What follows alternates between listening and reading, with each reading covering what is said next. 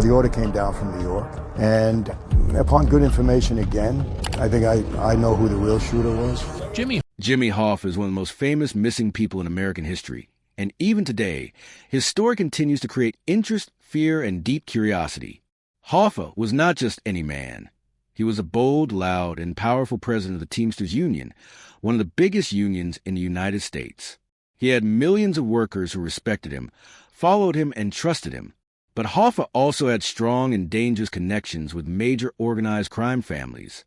These connections gave him great influence, but they also put him in serious danger. On July 30th, 1975, Hoffa drove to a restaurant in Detroit for a meeting with two important mob members. That meeting was supposed to settle old issues, but instead, Hoffa walked into the last day of his life. He got into a car with men he thought he could talk to, and after that, he was never seen again. No body was found, no witnesses spoke, and no one came forward with a solid answer. Over the next years, police, FBI agents, mob insiders, and journalists tried to uncover the truth, but the case remained unsolved. Then, many years later, a surprising voice from inside the mafia world revealed new details that shook people everywhere. Michael Franzese, a former high-ranking member of the Colombo crime family, claimed he knew exactly who pulled the trigger. Franzese was not just a random person. He was a respected mob figure who handled millions of dollars, traveled with high-level members, and understood how mob orders were given and carried out. When he stated that he discovered the name of Hoffa's killer, people listened. According to him, the truth had been hidden carefully by powerful men, and what he found out could explain one of the biggest mysteries America has ever faced. To understand the details behind Michael Franzese's shocking claim, we must first understand who he was inside the mafia world. Franzese was not an ordinary criminal. He was an official capo, a high-ranking leader in the Colombo family. He managed operations that made the mob millions of dollars every month, and he worked closely with major bosses from New York, Detroit, Chicago, and other mafia territories. Because of his position, he heard conversations that normal people never heard, sat in rooms where dangerous decisions were made, and learned how the mafia really solved its problems. According to Franzese, Hoffa's disappearance was not random or emotional. It was a carefully planned hit, organized by people who felt Hoffa had become a threat. After Hoffa got out of prison in 1971, he wanted to return as the leader of the Teamsters, but the mob did not want that. They had gained huge control over the union while Hoffa was away, and letting him return meant losing money and power. Hoffa tried to push back, threaten people, and take back his place, but that only made things worse for him. Franzese explained that by the mid-1970s, several powerful mafia bosses came to a silent agreement. Hoffa was too loud, too stubborn, and too dangerous.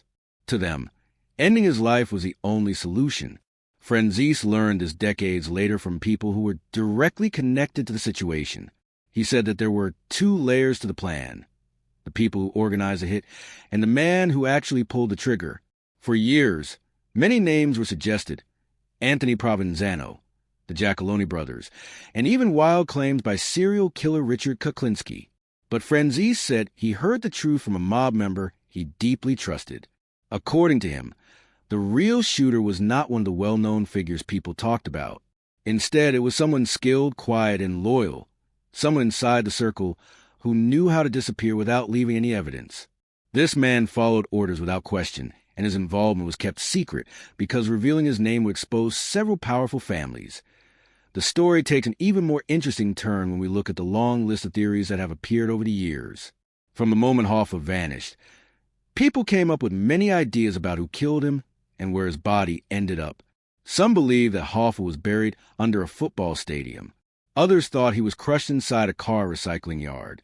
A few even claimed he was shipped to another state in a steel drum. One of the most famous claims came from Richard Kuklinski, a man who called himself the Iceman, a supposed hitman who said he killed dozens of people. Kuklinski often told wild and dramatic stories, and one of them was that he was the one who murdered Jimmy Hoffa. But Michael Franzese strongly rejected Kuklinski's claim. Franzese said that Kuklinski was not involved with the mafia at that level, and many of his stories were proven false. He explained that the mafia, especially during the 1970s, handled high-profile hits with extreme secrecy. Only trusted insiders were allowed near such operations. Kuklinski was not part of that inner circle. This is why Franzese's information is so important. He did not give a dramatic Hollywood-style version of events. Instead, he explained that Hoffa's death was not personal. It was political. According to him, several mob families, especially the Detroit and New Jersey bosses, agreed that Hoffa had become a major risk. He talked too much, threatened the wrong people, and refused to accept that the world around him had changed. Franzese said that the shooter was chosen not because he was famous, but because he was reliable. He was someone who had proven loyalty and could handle a quiet, professional elimination. The hit, according to Franzese, was quick and efficient. Hoffa was tricked into entering a car, believing he was going to a peaceful meeting. Instead, he was taken to a safe location, shot, and disposed of immediately in a way that made it impossible to find his remains. This, Franzese said, is why the case stayed unsolved for decades. The people involved were careful, disciplined, and protected by powerful organizations that controlled entire cities. Another important part of Michael Franzese's explanation is the reason the truth stayed hidden for so long. According to him, the mafia operated under a strict rule known as omerta, the code of silence. Breaking this code meant death. Anyone who revealed secrets or talked to law enforcement risked being eliminated within days. Franzese said that the men involved in Hoffa's disappearance were loyal to this code. They never spoke openly, never left written evidence, and never told outsiders what happened. Even when they grew old, they avoided discussing the event because they feared consequences, even in their final years. Another reason the truth stayed hidden is that the FBI had limited access to the mob world. The agency had suspicions but lacked solid proof. They could not force high-ranking mobsters to talk, and the people who knew the truth trusted criminals more than they trusted the government. Franzese also said that the mafia families involved in the hit protected one another. The Detroit mob, New Jersey mob, and New York families worked together to keep the event buried. Franzese learned the shooter's identity many years later through conversations with insiders who had nothing left to lose but still chose their words carefully.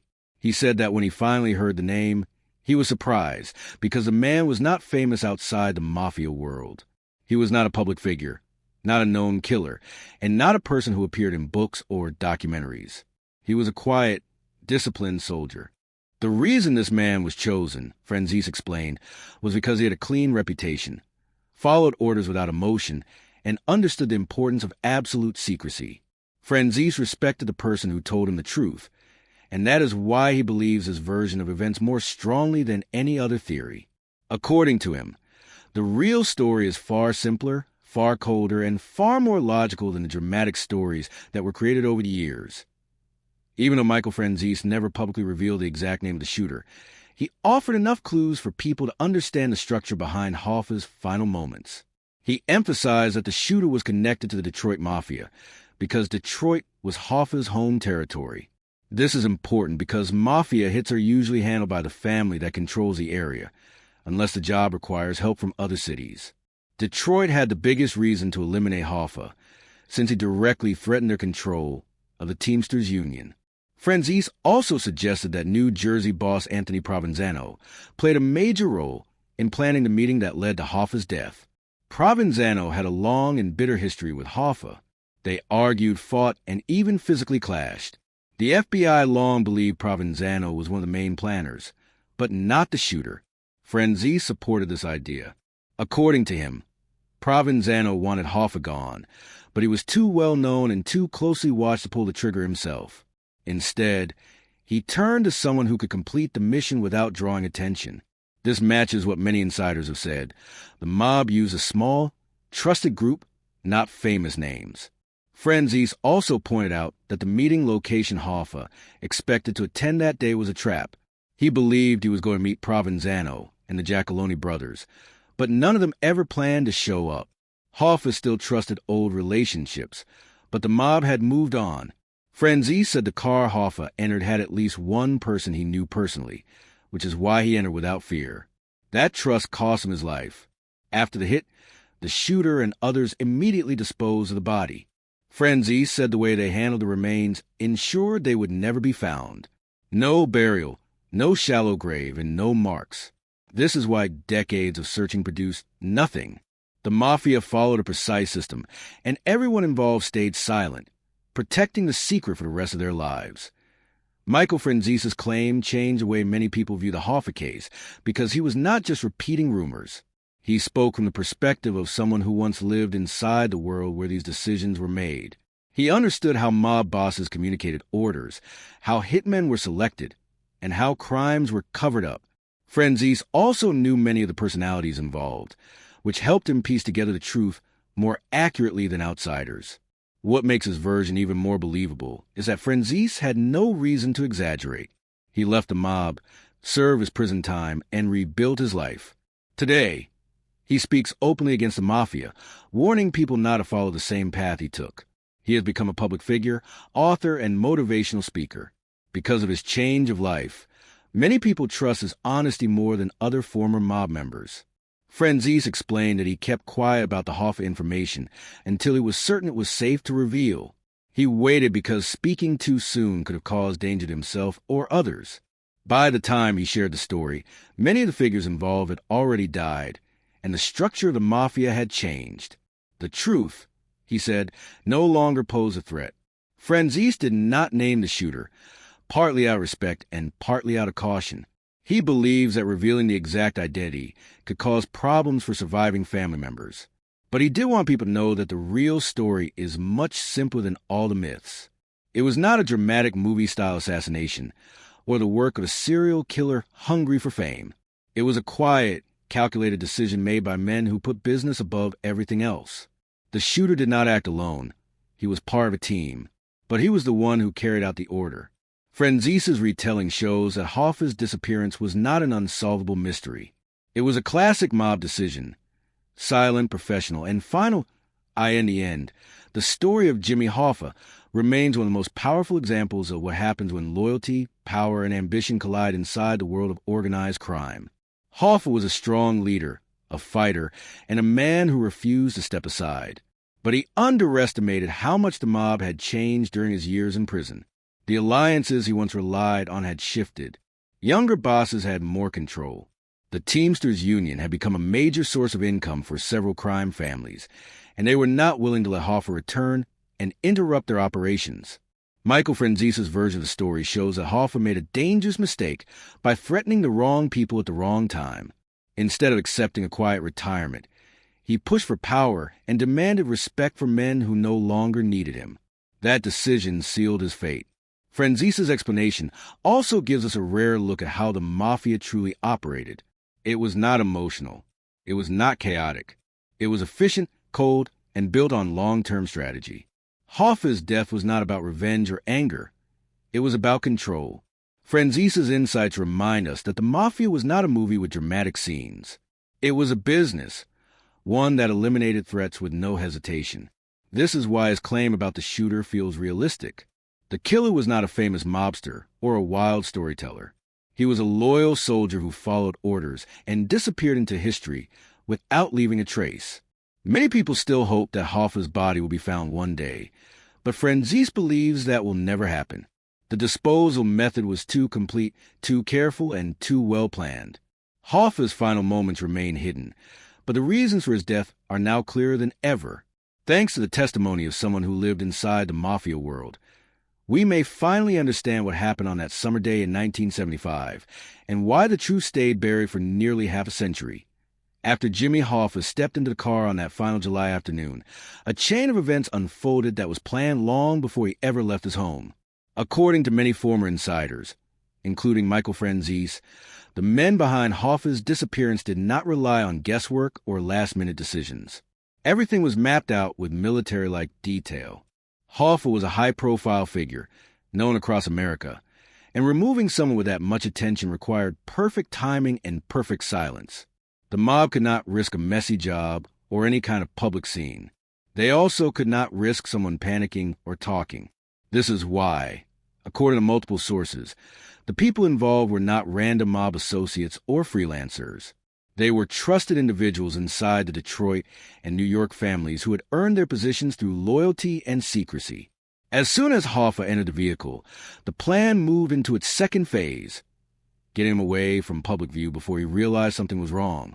Many believe the car took him to a private home not far from the restaurant, a location already prepared, cleaned, and cleared of anything that could leave evidence.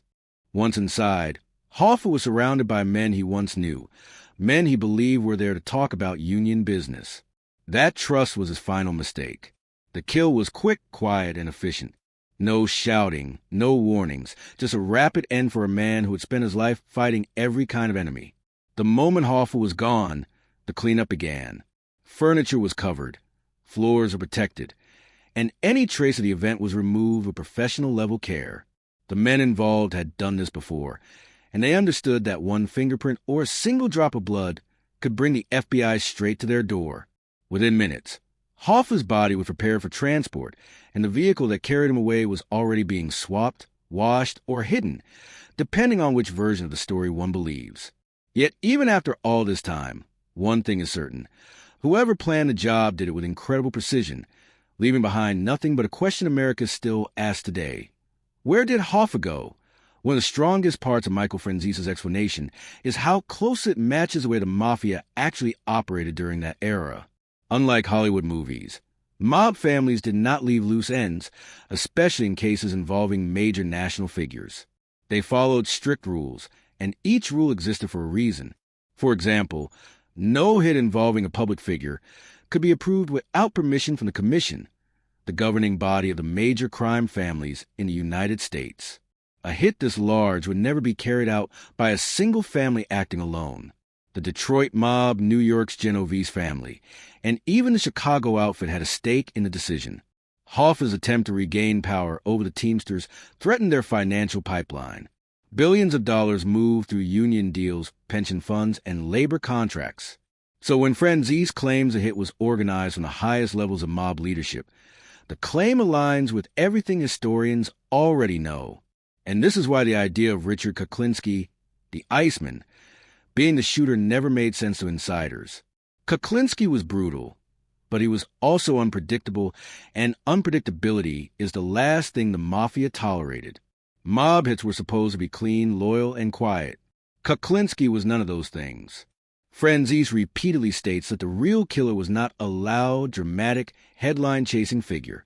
He was someone nobody outside inner circles would recognize, someone calm enough to do the job without emotion. According to what Franzese heard, the hitman was a long-trusted associate connected to the Detroit crew, someone who handled other internal problems with the same cold efficiency